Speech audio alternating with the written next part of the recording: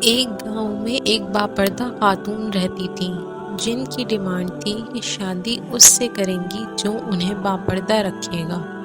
ایک نوجوان اس شرط پر نکاح کے لیے رضامند ہو جاتا ہے، دونوں کی شادی ہو جاتی ہے۔ وقت گزرتا رہتا ہے، یہاں تک کہ ایک بیٹا ہو جاتا ہے۔ ایک دن شوہر کہتا ہے کہ میں سارا دن کھیتوں میں کام کرتا ہوں، کھانے کے لیے مجھے گھر آنا پڑتا ہے جس سے وقت کا ضیاع ہوتا ہے، تم مجھے کھانا کھیتوں میں پہنچا دیا کرو۔ بیوی راضی ہو جاتی ہے۔ وقت گزرتے گزرتے ایک اور بیٹا ہو جاتا ہے جس پر شوہر کہتا ہے کہ اب گزارا مشکل ہے، تمہیں میرے ساتھ کھیتوں میں ہاتھ بٹانا پڑے گا۔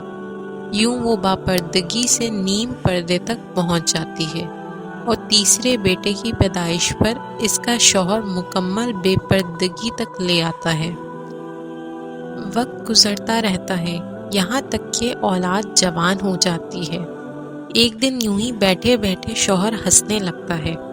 بیوی سبب پوچھتی ہے تو کہتا ہے کہ بڑا تو پردہ کرتی تھی، آخر کار تیرا پردہ ختم ہو گیا۔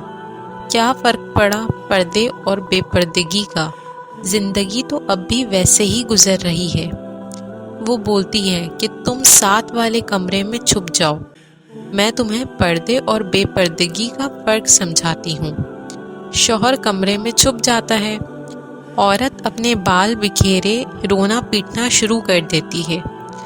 پہلے بڑا بیٹا آتا ہے، رونے کا سبب پوچھتا ہے، کہتی ہے تیرے باپ نے مارا ہے۔ بڑا بیٹا ماں کو سمجھاتا ہے کہ اگر مارا ہے تو کوئی بات نہیں، وہ آپ سے محبت بھی تو کرتے ہیں، آپ کا خیال رکھتے ہیں۔ وہ سمجھا بجھا کر چلا جاتا ہے۔ عورت پھر سے رونے کی ایکٹنگ کرتی ہے اور منجلے بیٹے کو بلا کر بتاتی ہے کہ تیرے باپ نے مجھے مارا۔ منجلا بیٹا اس کو غصہ آتا ہے، وہ باپ کو برا بھلا کہتے ہوئے ماں کو سمجھا بجھا کر چپ کروا کر چلا جاتا ہے۔ آخر کار عورت یہی ڈرامہ چھوٹے بیٹے کے سامنے کرتی ہے۔ چھوٹا بیٹا تو غصے سے آگ بگولا ہو جاتا ہے اور زور زور سے گالیاں بکتے ہوئے ڈنڈا اٹھاتا ہے اور کہتا ہے کہ ابھی باپ کی خبر لیتا ہوں۔